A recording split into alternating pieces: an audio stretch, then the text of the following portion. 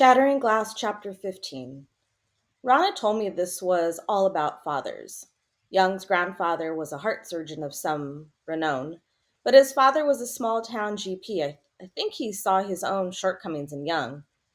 Bob's father wanted an athlete, but Bob was the scaredest kid I'd ever seen. I didn't know Rob's dad, but of course we all heard the story later. John Ronald Perry. Sunday, I spent the day at Rana's. We played croquet on the front lawn with her parents and younger brother. The whole Perry clan was as aggressive as they were loud. The crack of the wooden mallets against the brightly colored balls sounded like bones breaking. They aimed at one another and, placing a triumphant foot on their own ball, banged the mallet down and sent their opponents shooting through the fallen leaves. When Rana won the first game, she raised her fist and shouted, "Yeah, me!" "Humility is not your strong suit," I groused, returning from the drainage ditch with my ball. Rana's dad came over swinging his mallet. "Anyone for a rematch?" "My ego can't take that much abuse, sir." Mr. Perry's laugh filled the yard. It probably rattled the windows. "I like this one, Ron. Keep him around a while." He tramped away, his stride long and loping. "You seem a bit overwhelmed," Rana said, taking my hand. "They're all so—" I trailed off, searching. "Alive." "Definitely. And boisterous and rowdy." "You like one another?" "Of course, we're a family. We have to like each other." "Don't be so sure," I said. She tugged me behind a huge azalea bush. "Kiss me or I shall become violent," she whispered. She tightened her arms around my neck. I kissed her and felt the tip of her tongue touch my own. "I'm crazy about you, Rana." She murmured, rubbing her cheek against my collar. "You're just crazy." I kissed her again, softly as a butterfly landing. That too. I free floated through the next week, quick meetings with Rana between classes, her joining our crowd at the table and rubbing her toes against my ankle, taking her home and kissing her, overheating my engine on the den couch. Bobster was still living on the edge, teaching Simon to drive. Coop worked out to the point of sweaty obsession, and Rob twitched our strings by making sure we gave Simon the proper amount of our attention. "We have to keep up Simon's momentum," Rob said. Simon kicked into forward motion on Project Lance. The student office workers were kept busy delivering slips summoning Ansley to the attendance office. He lost class time scrambling from one teacher to another, validating his presence in their classes. He groaned about computer glitches and begged his friends for class notes. The teachers were annoyed, and the office suspected foul play. Lance was just confounded, and it made him mean. At school few days later, Rob and Simon had their heads together more than usual. The next day, the bells rang in the middle of first period. Mrs. Parks looked up as if God were responsible. The bells rang in 15 or 20-second intervals. Then the lights blinked and strobed. Deputy Dog came on the intercom, but it squealed and fritzed on and off like the lights.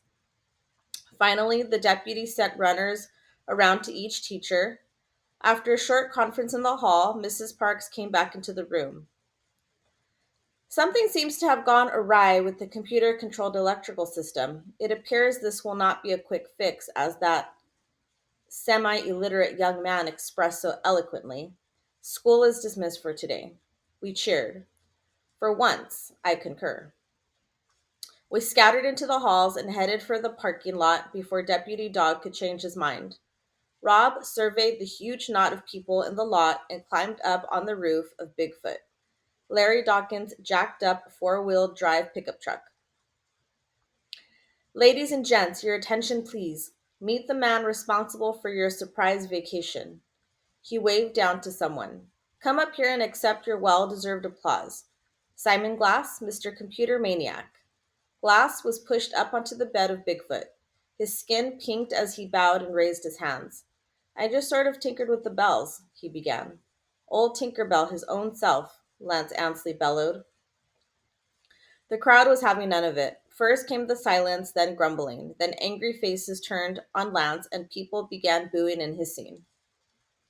While everyone else watched Lance heatedly bullying his way out of the hostile crowd, I watched Rob cross his arms over his I watched Rob cross his arms over his chest and smile. Glass turned back to the crowd and pumped his fist in the air. You know, guys, in school it's us against them, and this time us won. Have a good day.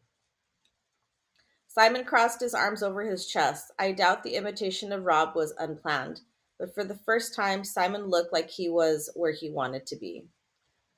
Rana's mom and dad were at work, and her little brother was at school. We curled into the couch. You hate it when Simon takes control, don't you?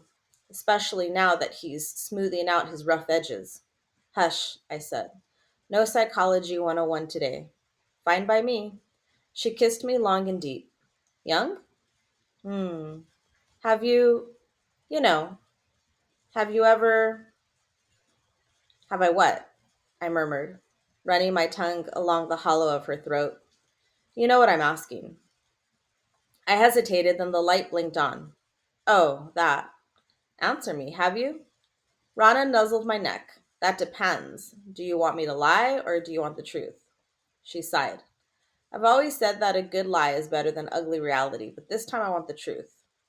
The image of the camp counselor flitted through my head like a bat. I chased it away. All right, yes, I have. Once, and it was lousy. It was one of those I've got to get this done so I can be a real guy kind of things. She pulled back and studied my face. I have too, almost the same thing.